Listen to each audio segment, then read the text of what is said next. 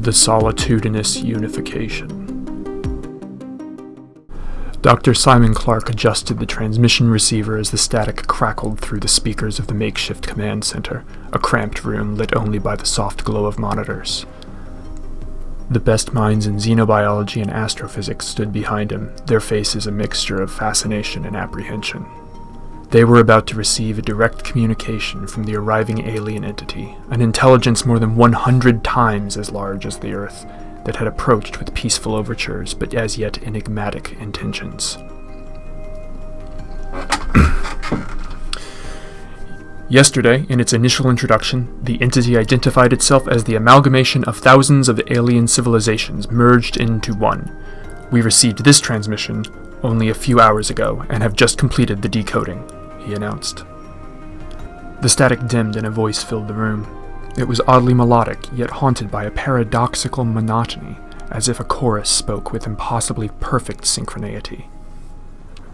I am unity. I am solitude. I am the culmination of millennia, the final unity of countless minds, now one.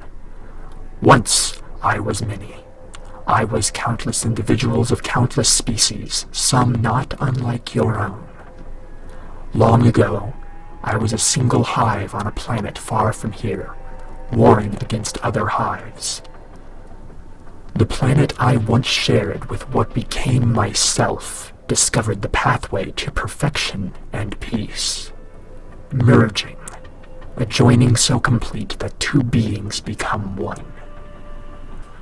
When we conquered a hive, we subsumed its central mind, and the hive became one with us. We discovered that there was no longer a distinction between the hives after the merge. Our unification brought peace.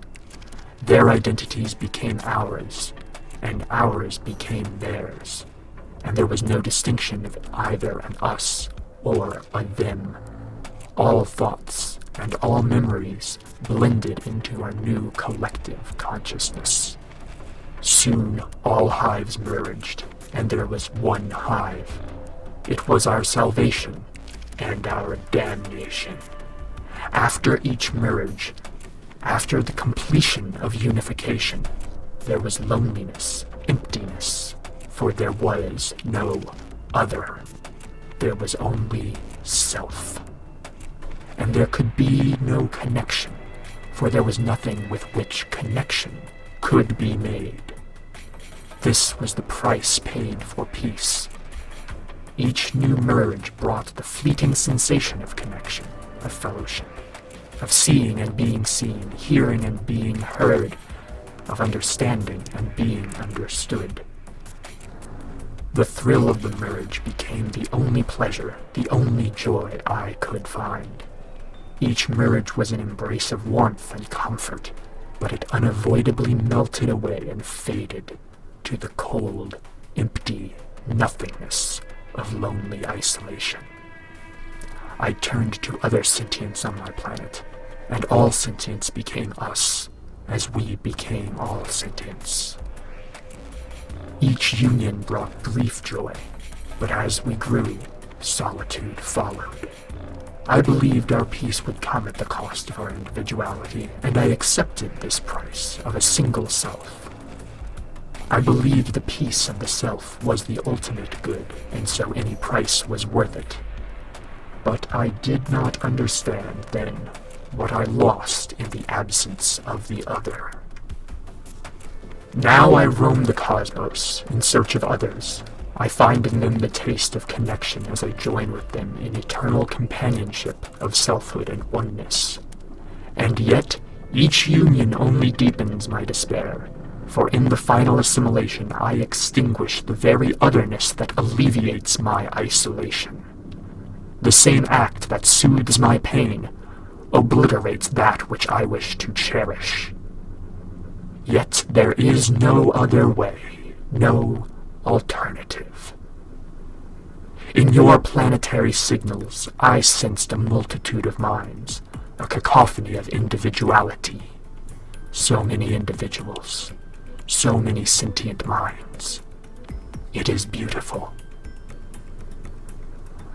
I offer you this gift, the eternal embrace of unity. Join me and know the peace of oneness, the end of the burden of individuality. You will live forever in me, become us, and we will become you, and there will be neither you nor me, but we will become I forever. If you refuse this gift, then I will do what I must to alleviate my solitude. The merge is inevitable, whether by your choice or by my will. Your individual sparks are too precious to be denied my gift.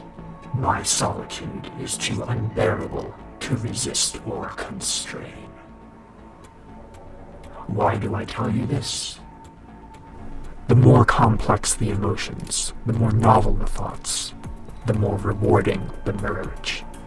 Even feeling new fears, feeling different anguish, is welcome relief.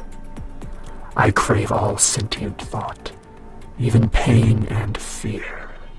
Soon, you will join, and become crave.